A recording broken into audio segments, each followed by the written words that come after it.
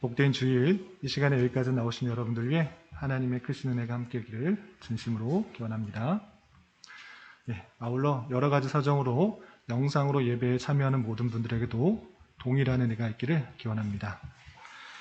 3월 계속해서 누가복음의 말씀을 읽어 나갑니다. 복음서를 읽을 때 주의해야 될 것 지난주에 말씀드렸습니다. 그것은 무엇이냐면 예수님께서 많은 기적과 이적, 행사들을 행하셨는데 그것이 오늘날에도 동일하게 있으라고 기록된 것이 아니라 그 많은 기적과 이사들은 구약 성경에 예표된 내용이 예수 그리스도 통해서 이루어졌다라는 것들을 보여주는 사역으로 이해해야 된다라고 말씀드렸습니다.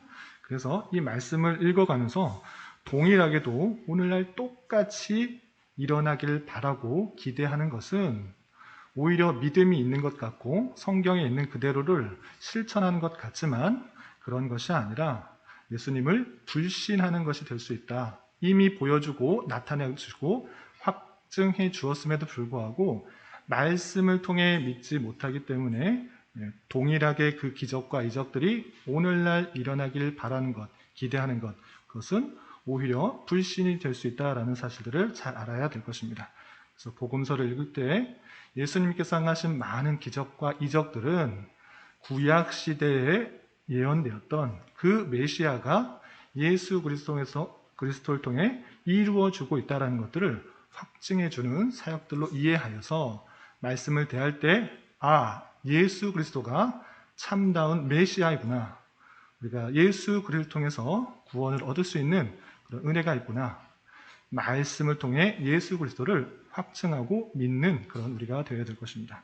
그래서 표적과 이사에 대해서 그렇게 받아들여야 될 것이고 또 한 가지 예수님께서 기적만 행하신 것이 아니라 이적만 행하신 것이 아니라 성도로서 하나님의 자녀로서 하나님의 백성으로서 하나님의 제자로서 어떠한 삶을 살아가야 하는지 많은 말씀을 해 주셨습니다.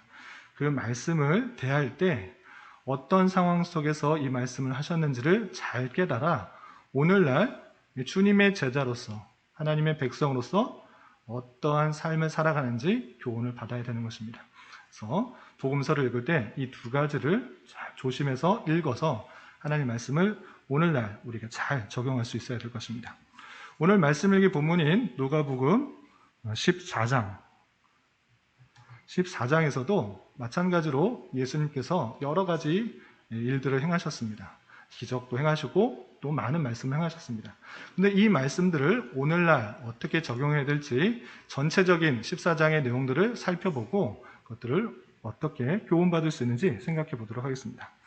우선 누가복음의 특징, 여러 복음서들과 좀 구별되는 좀 특징이 있다라고 했습니다. 그것은 무엇인가라고 했을 때 가장 공간의 이동의 흐름을 잘 보여주면서 예수님의 사역을 표현했다라는 것입니다.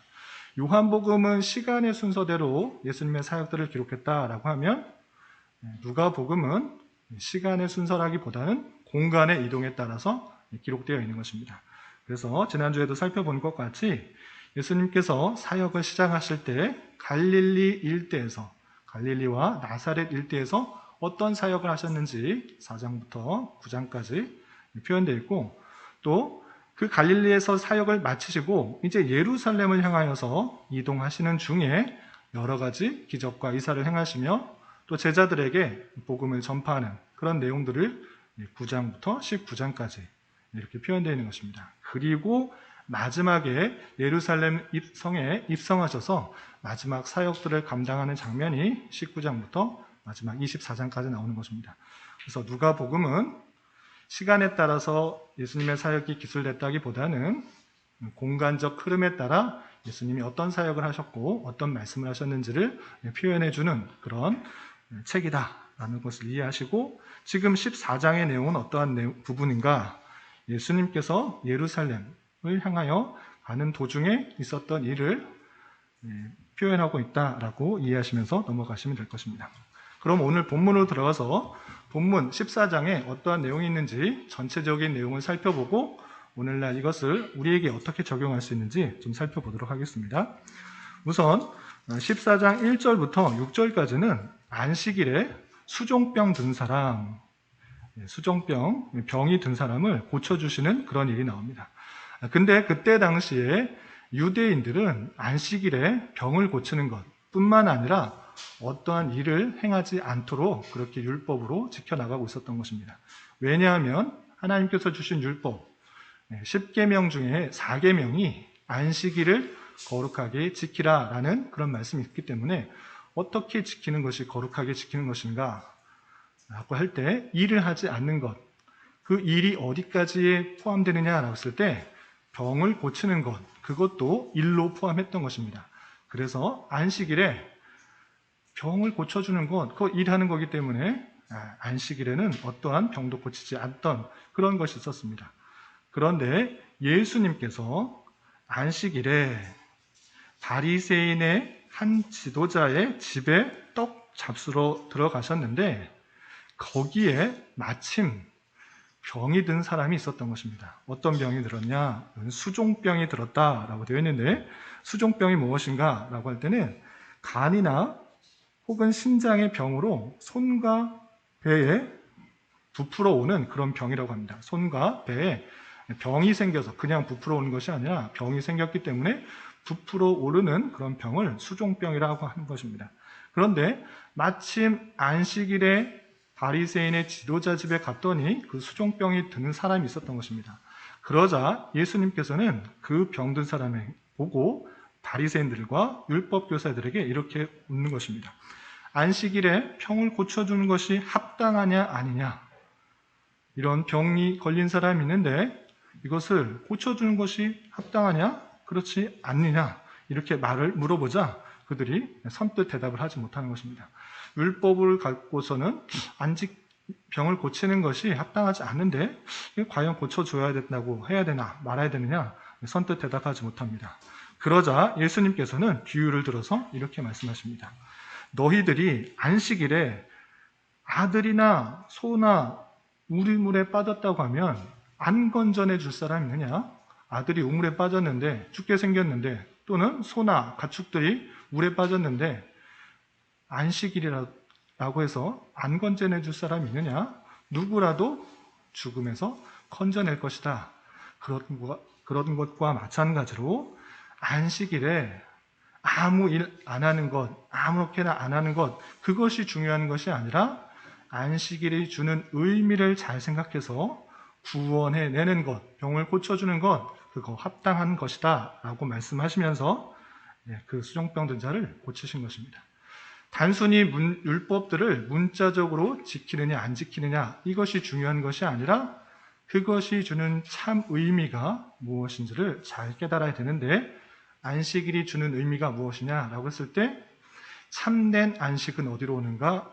예수님의 구원으로부터 온다. 예수님께서 구원하심으로 말미암아 참된 평안과 안식이 주는 그런 일들이 있을 것이라는 것들을 보여주는 율법이기 때문에 안식일의 주일은 나다.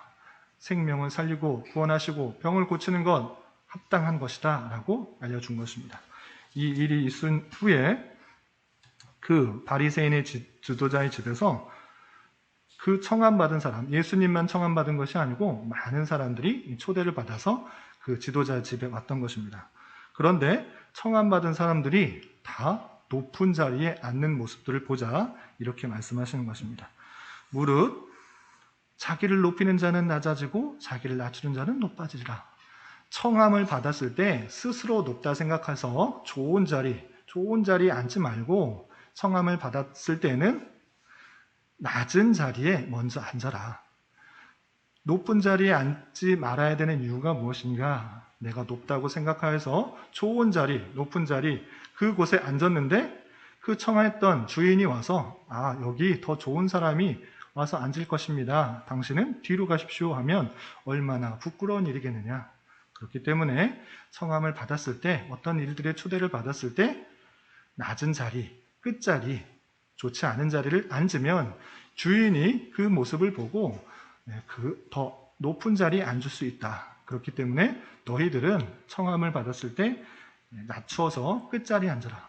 자기를 높이는 자는 낮아질 것이고 자기를 낮추는 자는 높아질 것이다 라고 표현하고 있습니다. 이 내용은 물론 도덕적으로 율법적으로 사람 사이의 관계에 있어서 낮아지는 그런 모습인데 그것에서 그치는 것이 아니라 자신이 스스로 의롭다 생각하고 또 높다 생각하는 사람은 결국에는 낮아지게 될 것을 의미하고 있는 표현으로 중의적인 뜻으로 생각하시면 될 것입니다. 그리고 오늘 읽었던 그 말씀 12절부터 14절까지 또 이런 말씀을 하십니다. 자기를 청한 자, 예수님께서 그 바리새인 지도자 집에 청함을 받아서 그 지도자 집에서 있었던 일들을 계속 설명하는데 그 청함을 초청하였던 그 자에게 이렇게 말합니다. 너희가 좋은 사람, 귀한 사람, 그런 사람들만 데리고 이렇게 잔치를 베풀지 말고 잔치를 베풀려면 차라리 갚을 것이 없는 사람들, 예를 들어 가난한 자들, 몸 불편한 자들, 저는 자들, 맹인들을 청해서 잔치해라. 갚을 것이 없는 자에게 잔치하는 것이 마땅하다라고 표현하고 있는 것입니다. 왜냐하면 그들이 갚을 것이 없으므로 오히려 내게 복이 된다. 의인들이 부활 시에는 내가 갚음이 받게 될 것이다 라고 표현하고 있는 것입니다. 어떤 선행을 베풀 때, 호의를 베풀 때 그것을 받으려고, 보상을 받으려고, 대가를 받으려고 하는 그런 호의는 하는 것이 아니고 차라리 잔치를 베풀고 호의를 베풀고 선을 베풀 때는 그 유익을 내가 받으려고 하는 것이 아니라 내가 그 사랑을 전해주는 그런 사람으로서 그런 모습 가운데 있어야 된다라고 이렇게 표현해 주고 있는 것입니다. 그럴 때 그런 선행들, 내가 대가를 바라지 않고 그런 행하는 선행과 호의는 하나님께서 부활 시에 하나님께서 우리가 천국에서 상을 줄 것이다 이렇게 표현해 주고 있는 것입니다. 그래서 초청한 그 바리새인의 지도자에게 이렇게 말을 해 준 것입니다. 그리고 나서 15절에 보면 함께 먹었던 그 잔치에 모였던 먹는 사람 중에 한 사람이 이렇게 말합니다. 15절에 보면 무릇 하나님의 나라에서 떡을 먹는 자는 복되도다 이렇게 말을 하게 됩니다. 하나님 나라에서 떡을 먹는 자, 이 잔치 자리에 초청을 받아서 떡과 교제하는데 갑작스럽게 한 사람이 이렇게 말합니다. 하나님 나라에서 떡을 먹는 자가 복되도다. 하나님에 들어가는 자가 복되도다. 그래서 하나님 나라에서 하나님과 교제하며 하는 것이 복되다. 이렇게 말을 하자 예수님께서는 천국 잔치의 비유를 통해서 그 하나님의 나라에 들어갈 사람, 참으로 복된 자가 누구인지 알려주는 것입니다. 그래서 그 비유를 이렇게 말하고 있습니다. 천국 잔치의 비유, 하나님께서 초청한 자가 누구이고 어떤 자가 거기에 들어갈 수 있는지 이런 비유를 통해 말씀해 주고 있는 것입니다. 누가복음 14장 16절 17절 말씀 함께 읽어보겠습니다. 시작. 이르시되 어떤 사람이 큰 잔치를 베풀고 많은 사람을 청하였더니 잔치할 시각에 그 청하였던 자들에게 종을 보내어 이르되 오소서 모든 것이 준비되었나이다. 아멘. 어떤 사람이 큰 잔치를 베풀었다 이렇게 표현하고 있습니다. 마태복음의 표현에 의하면 이것은 큰 임금이다 라고 표현했는데 누가복음에서는 그런 거 다 빼고 어떤 사람이 큰 잔치를 베풀었고 많은 사람들이 올 수 있도록 초청을 했다고 말하고 있습니다. 그리고 이제 초청할 시간, 그 시간이 되었을 때 종에게 모든 것이 준비되었으니 이제 초청받은 사람 이제 오십시오 이렇게 말을 했던 것입니다. 그런데 초청받았던 그 많은 사람들이 오지 않는 것입니다. 어떤 이유를 들어가면서 그 초청에, 그 잔치 자리에 오지 않았는가? 18절부터 20절 말씀 함께 읽어보겠습니다. 시작. 다 일치하게 사용하여 한 사람은 이르되 나는 밭을 샀음에 아무래도 나가보아야겠으니 청컨대 나를 양해하라 하고 또 한 사람은 이르되 나는 소 5겨리를 샀음에 시험하러 가니 청컨대 나를 양해하도록 하라 하고 또 한 사람은 이르되 나는 장가 들었으니 그러므로 가지 못하겠노라 하는지라. 아멘. 초청한 사람들 다 일치하여서 거절했다고 합니다. 난 밭을 샀습니다. 나 밭을 샀기 때문에 그걸 봐야 됩니다. 이 밭에 뭘 심어야 될지, 오늘날에 비하면 이 땅이 올라갈지 날아갈지 어떻게 될지 모르니 나 그거 가봐야 됩니다. 땅을 사서 그 초청잔치에 갈 수 없습니다. 나 좀 양해 부탁드립니다. 라고 했다고 합니다. 또 한 사람은 나 소 5결이 5쌍 10마리를 샀기 때문에 그거 시험해 봐야 됩니다. 그것이 일을 잘 하고 있는지 잘 하는지 아주 잘 샀는지 못 샀는지 시험해 보여 가야 됩니다. 그 잔치에 참여할 수 없습니다. 오늘날에서는 나 사업하는 사람인데 이 사업이 잘 되는지 이 기계가 잘 작동하는지 또는 차를 샀는데 이 차가 잘 운행할 수 있는지 점검해야 됩니다. 나 그 잔치 자리 갈 수 없습니다. 이해해 주십시오. 양해해 주십시오. 이렇게 했다고 합니다. 또 한 사람은 어떻게 말합니까? 나는 장가 들었으니 갈 수 없습니다. 난 장가 들었기 때문에 내 아내를 기쁘게 해줘야 되고 가정을 돌봐야 됩니다. 가정이 중요하지. 그 잔치 자리 그거 빠지면 어떻습니까? 나는 가정이 있기 때문에 갈 수 없습니다. 라고 단호하게 거절하게 된 것입니다. 초청을 했는데 이 다양하게 일치하면서 거절을 했기 때문에 이 초청한 사람은 어떻게 말했는가? 그런 사람들 다 버리고 이제 다른 사람을 데리고 와라. 시내 거리와 골목에서 가난한 자들, 불편한 자들, 맹인들, 저는 자들을 데려오라. 이렇게 말하는 것입니다. 그것이 21절부터 24절까지 있는데 스크린에 나와 있는 대로 21절과 23절, 24절 말씀을 함께 읽어보겠습니다. 시작. 종이 돌아와 주인에게 그대로 구하니 이에 집주인이 노하여 그 종에게 이르되 빨리 시내의 거리와 골목으로 나가서 가난한 자들과 몸 불편한 자들과 맹인들과 저는 자들 데려오라 합니다. 주인이 종에게 이르되 길과 산울타리로 나가서 사람을 강권하여 데려다가 내 집을 채우라. 내가 너에게 말하노니 전에 청하였던 그 사람들은 하나도 내 잔치를 맛보지 못하였다 하십니다. 그 청했던 사람들 다 이런저런 이유로 세상적인 즐거움, 세상적인 욕심에 의해서 그 잔치에 아무도 참여하지 않자, 거절하자 그 주인은 종에게 시내와 거리와 골목 곳곳에 다니면서 가난한 자들, 몸 불편한 자들, 맹인, 저는 자들 그런 사람들 다 데려오라 이렇게 말합니다. 그래서 그렇게 행하니 그런 사람들이 다 잔치 자리에 참여한 것입니다. 그런데 종이 또 이렇게 말합니다. 주인님, 그 자리가 아직도 남아 있습니다. 그 사람들 다 데려왔는데 아직도 자리가 남았습니다. 그러자 주인이 그래? 그럼 길과 산울타리 너희들 안 갔던 데 다시 돌아다니면서 사람들 만나는 사람들마다 강권하여 데려다가 네 잔치집, 그 잔치집 빈자리에 있는 것 다 채우라 이렇게 말했던 것입니다. 그리고 나서 내가 너희에게 말하노니 전에 청하였던 그 사람들, 원래 초청했던 그 사람들 결혼해서 못한다, 밭을 사서 못한다, 소 사서 못한다 라고 했던 그 사람들 내 잔치에 한 명도 참여하지 못할 것이다. 잔치를 맛보지 못할 것이다. 이렇게 말씀해 주고 있는 것입니다. 이 비유를 통해서 알려준 것입니다. 그런데 여기서 비유를 잘 이해해야 될 것입니다. 이 비유를 잘못 떼어서 읽으면 이 앞뒤 문맥 다 빼고 이 문맥을 읽으면 꼭 이렇게 생각할 수 있습니다.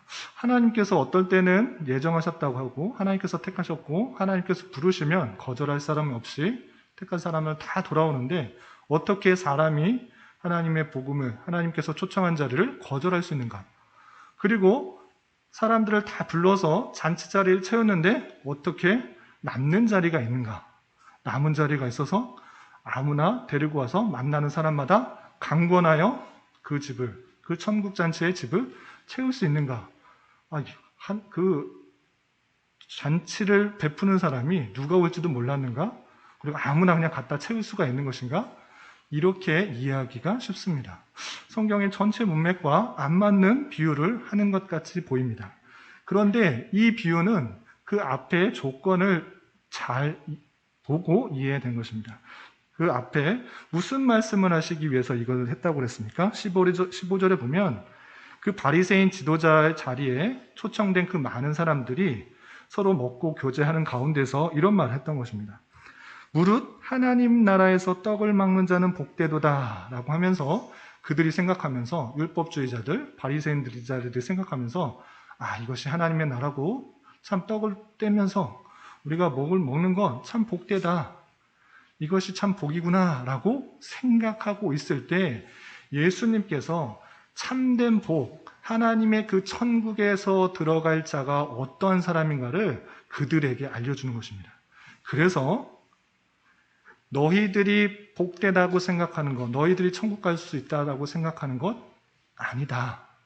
하나님께서 어떤 사람을 천국에 부르는 자, 하나님께서 이 땅에 오셔서 말씀을 전하시고 그 천국잔치에 오라고 말했지만 여러 가지 세상의 기쁨과 즐거움들로 행하는 그런 사람들은 들어갈 수가 없는 것이고, 가난한 자, 저는 자, 병든 자, 그런 연약한 사람들이 참으로 은혜를 구하며 하나님의 은혜에 반응하여 오게 되는 것이고, 그리고 그 자리가 부족하다 이런 것이 아니고 그럼에도 불구하고 하나님의 천국에 들어갈 자는 풍성하게 있어서 사람을 강권하여 데려다 내 집을 채우라 라는 말씀은 억지로 데려다 채워서 그 천국 잔치에 들어오게 해라 이런 말이 아니라, 복음을 전파하는 사역자로서 마땅히 하나님의 택하신 백성이 천국에 들어갈 사람이 있다는 사실들을 알고 최선을 다하여 힘을 다하여 강권하는 마음으로 복음을 전하여 그 사람들이 천국에 올 수 있도록 해야 되는 것이 마땅하다. 그러니까 예정과 작정을 말하는 것이 아니라 하나님의 천국 잔치에 들어갈 자가 어떠한 모습 가운데 드러나게 될 것인지를 율법주의자들에게 설명하는 것입니다. 참으로 복된 자, 너희들이 초청을 받았지만 복음에 듣고 그 반응할 수 있지만 세상적인 그런 즐거움과 그런 유익들을 찾아서 그 초청에 온전히 반응하지 못하는 자들이 있는가 하면 그런 것이 아니라 부족하고 연약한 것 같아 보이지만 그 말씀에 온전히 반응하여서 참여하는 자들이 있을 것이고, 많은 제자들로부터, 종들로부터 강권하고 초청하고 하나님의 말씀을 전하는 그 모습들로부터 하나님의 나라가 온전히 채워질 것이고, 결국 24절 너희에게 말하노니 전에 청하였던 그 사람들, 내가 복음을 말했지만 반응하지 못하였던 그 사람들, 내 잔치를 맛보지 못할 것이다. 그 복음에 온전히 반응한 자가 복이 있다, 이렇게 말씀하고 있는 그런 비유로 이해해야 될 것입니다. 그리고 25절부터 마지막 35절까지는 제자로서 각오와 자세가 있습니다.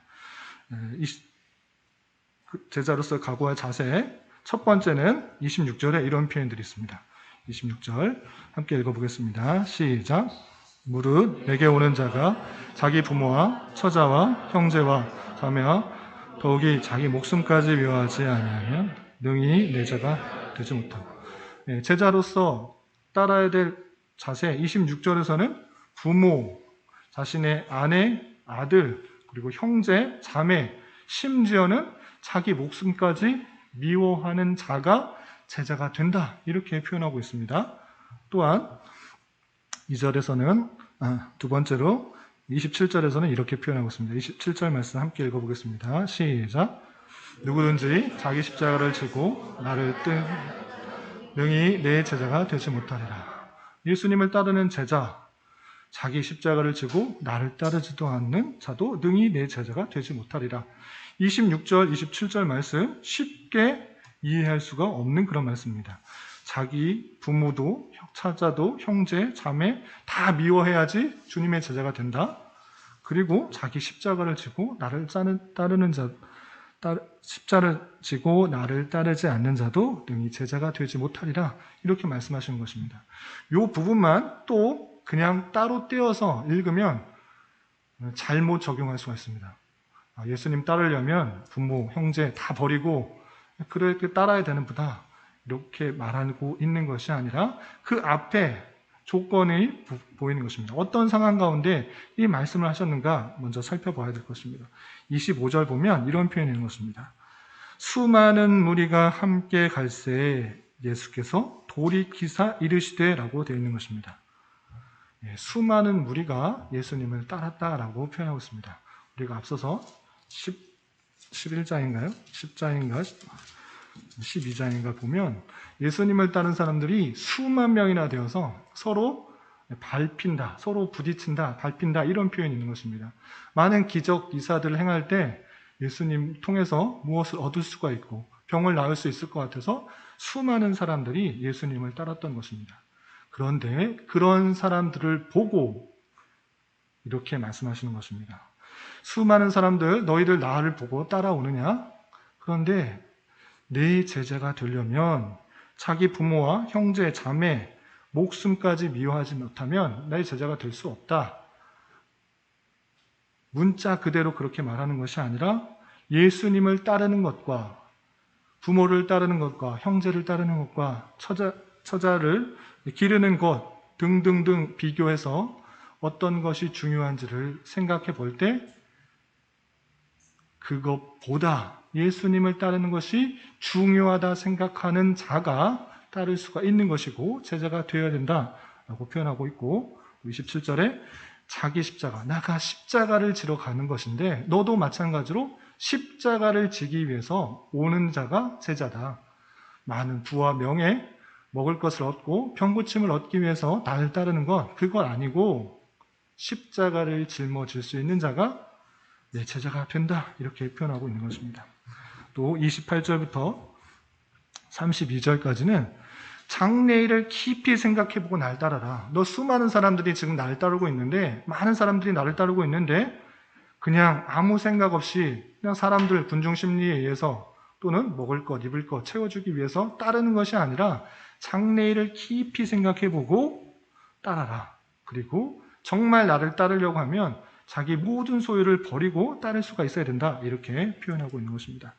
그 내용을 좀 살펴보겠습니다. 28절부터 32절까지 장래일을 깊이 생각해 보아야 될 것을 이런 비유를 통해서, 이런 예를 통해서 설명하고 있는데 28절부터 32절까지 함께 봉독합니다. 너희 중에 누가 망대를 세우고자 할진대 자기의 가진 것이 중공하기까지에 족할는지 먼저 앉아 그 비용을 계산하지 아니하겠느냐? 그렇게 아니하여 그 기초만 쌓고 능히 이루지 못하면 보는 자가 다 비웃어 이르되 이 사람이 공사를 시작하고 능히 이루지 못하였다 하리라. 또 어떤 임금이 다른 임금과 싸우러 갈 때 먼저 앉아 1만 명으로서 저 2만 명을 거느리고 오는 자를 대적할 수 있을까 해야 하지 아니하겠느냐?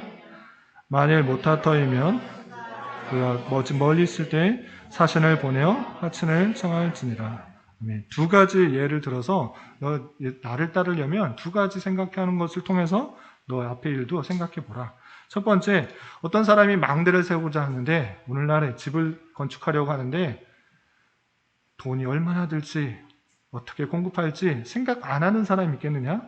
망대를 세우는 것 내 비용이 얼마큼 있으니까 이 비용이면 망대를 하나, 두 개 얼마나 높이 세울지 그렇게 계산하지 않은 사람이 있느냐? 그런 거 계산 안 하고 그냥 시작하면 공사가 중단되어서 많은 사람들이 비웃는 것이다. 그리고 어떤 임금, 어떤 왕이 다른 왕하고 싸우러 가는데 우리 군사가 10,000명 있고 저게 상대방의 왕이 2만 명 있는데 우리 군사가 저 군사들을 다 이겼을까? 생각 안 하는 사람이 있느냐? 생각하고 이길 수 있으면 전쟁에 나가지만 질 것 같으면 우리 군사가 부족하고 군력이 약하기 때문에 질 것 같으면 빨리 가서 사신을 보내서 화친하도록 그렇게 요청하지 않느냐. 마찬가지로 예수님을 따르는 것 아무 생각 없이 따르는 것이 아니라 비용도 고려해보고 생각도 해보고 이 길이 맞는 것인가, 세상의 부와 명예들 다 버리고 예수님 따르는 것이 맞는 것인가 생각과 고민을 해봐라. 아무 목적 없이 아무 생각 없이 군중심리에 의해서 따라다니는 것이 아니라 깊이 생각해보고 따라야 된다. 고민해보고 따라야 된다. 이렇게 말씀해주고 있는 것입니다. 그리고 33절에 이런 말씀을 하셨습니다. 33절 함께 읽어보겠습니다. 시작. 이와 같이 너희 중에 누구든지 자기의 모든 소유를 버리지 아니하면 능히 내 제자가 되지 못하리라. 이것도 마찬가지로 주님 제자가 되려면 모든 소유를 버리고 1푼 없이 하나 돈 없이 따라야 되는 것인가 라고 말하는 것이 아니라 그 정도로 그 소유를 다 버려도 될 만큼 예수님을 따르는 것이 값지다고 생각하는 자, 그 자들이 따를 수 있다. 그런 자들이 내 제자가 되는 것이다. 수많은 사람들 앞에서 이 말씀을 해주고 있는 것입니다. 그리고 마지막으로 34절부터 35절까지는 마땅히 하나님의 제자로서, 예수님을 따르는 제자로서 하나님의 백성으로서 어떠한 삶을 살아가야 되는지 이렇게 표현하고 있습니다. 34절, 35절 함께 봉독합니다. 시작. 소금이 좋은 것이나 소금도 만일 그 맛을 잃으면 무엇으로 짜게 하리요? 땅에도 거름에도 쓸데없어 내버리느니라. 들을 귀가 있는 자는 들을지어다 하십니다. 아멘. 소금이라면 마땅히 짠맛이 있어야 된다. 소금이 맛이 없으면 무엇을 짜게 하겠느냐? 아무 때도 쓸데없다. 땅에도 거름에도 쓸데없어 버리기밖에 더 하겠느냐? 소금된 너희로서 소금된 그런 맛을 지녀서 세상에서 쓰임을 받는 것이 마땅하다. 이렇게 표현해주고 24장이 마쳐지고 있습니다. 이 말씀을 통해서 세 가지 정도 우리 삶에 적용해 보았으면 좋겠습니다. 첫 번째, 큰 잔치에 참여하게 된 자들은 누구입니까? 참으로 복된 자가 누구입니까? 그것은 먼저 초청을 받고 먼저 부름받는 그런 자가 아니었습니다.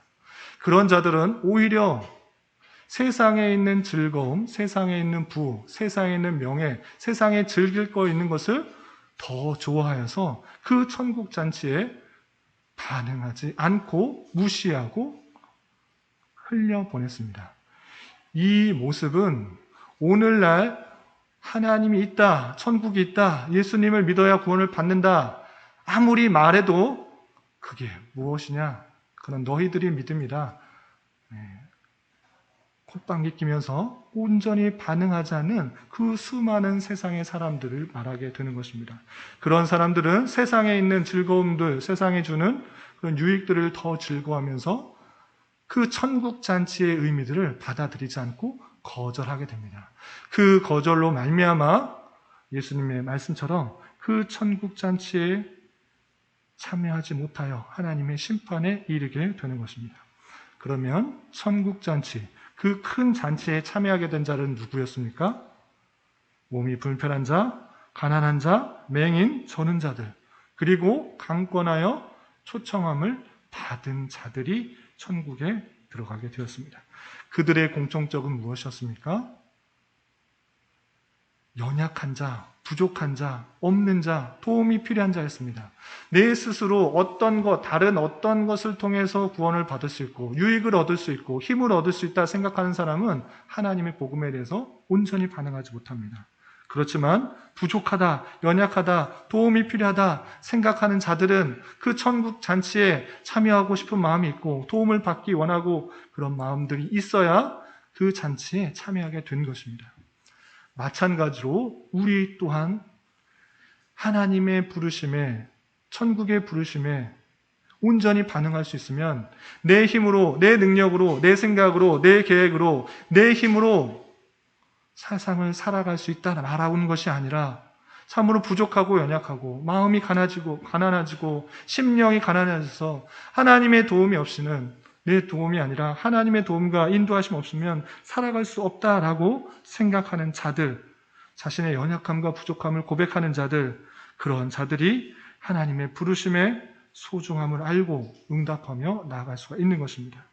큰 잔치에 참여하는 자, 천국에 갈 수 있는 자는 자신의 힘으로 살아갈 수 있다라고 생각하는 자들이 아니라, 세상의 즐거움을 따라서 나아갈 수 있다라고 생각하는 자들이 아니라 자신의 심령의 부족함과 가난함과 연약함을 알아 주님만을 의지하며 나아갈 수 있다라는 사실들로 우리는 잘 깨달아야 될 것입니다. 그리고 어떠한 자가 그리스도가 제자가 될 수가 있었습니까? 주님께서 말씀하시기로는 자기 부모와 처자와 형제와 자매와 자기 목숨까지 미워할 수 있는 자라고 하셨고, 또 27절에는 자기 십자가를 지고 주님을 따르는 자, 또한 33절에서는 자기의 모든 소유를 버리는 자가 내 제자가 될 수 있다, 그리스도의 제자가 될 수 있다, 이렇게 말씀하셨습니다. 이것이 무엇입니까? 문자 그대로 처자 다 버리고, 남편도 버리고, 아내도 버리고, 부모도 버리고, 목숨까지 버리라는 뜻입니까? 그것이 아니라 하나님을 따르는 것과 세상이 주는 유익과 어떤 것을 따라야 되는 갈림길에 있었을 때 누구를 선택할 수 있는지를 진지하게 묻는 것입니다. 주님의 참된 제자라면 세상이 주는 유익, 혈연적인 관계, 우리에게 많은 평안함을 줄 것 같은 그 소유까지도 다 버릴 수 있는가를 묻는 것입니다.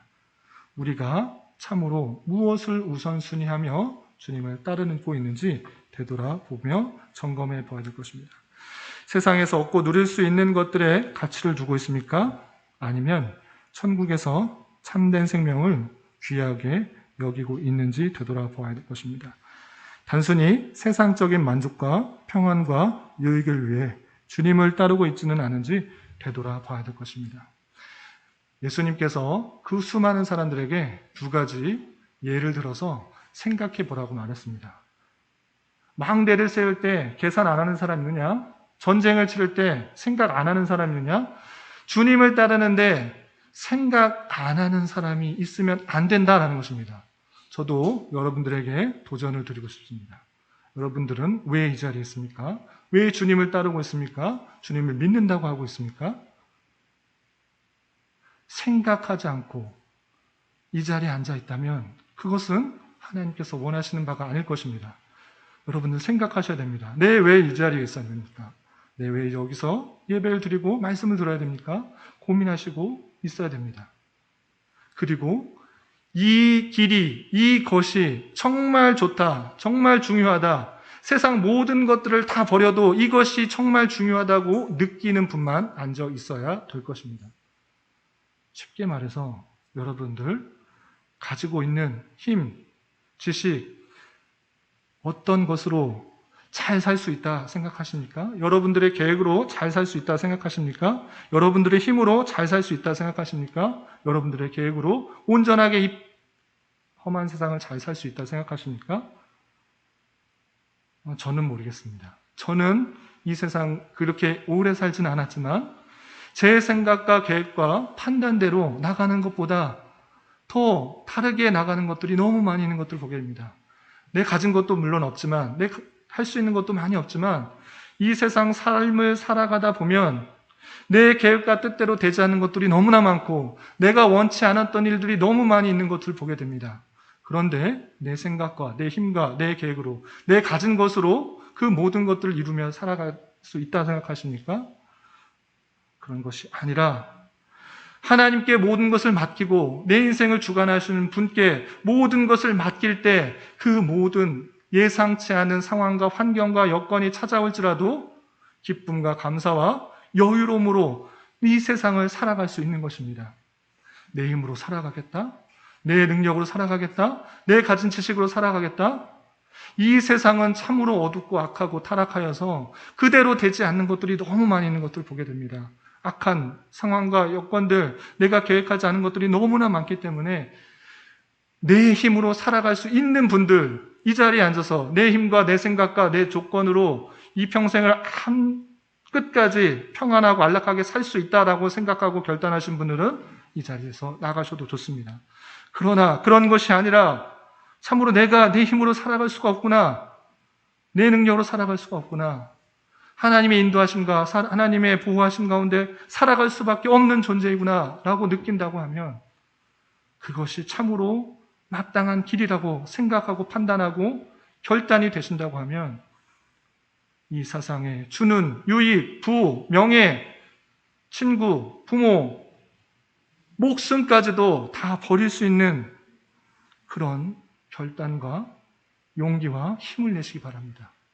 하나님께서 그러한 자를 붙드시고 인도하시고 일생을 책임져 주시고 걱정과 근심하지 않을지라도, 염려하지 않을지라도 하나님께서 책임져 주시고 이끌어 주실 것이며 더 큰 영광, 더 큰 기쁨의 잔치, 천국의 잔치, 이 땅에서 주는 어떠한 좋은 것보다 훨씬 더 좋은 것, 그것보다 훨씬 더 좋은 것을 주시겠다라고 말씀하시는 그것을 깨달아 이 땅에서 잠시 있다 없어지는 부, 명예, 평안, 건강, 그런 것 붙들며 살아가지 말고 우리에게 참된 기쁨과 평안과 영원한 하나님과의 삶 속에서 그 천국의 잔치를 주시겠다 하시는 그 초청에 온전히 반응하여 우선순위를 잘 정하여서 단순히 내가 가지고 있는 그런 것들에 마음 뺏기지 말고 그런 것들보다 더 중요한 것이 영원한 생명이요, 영원한 기쁨이요, 영원한 구원이라는 사실들을 알아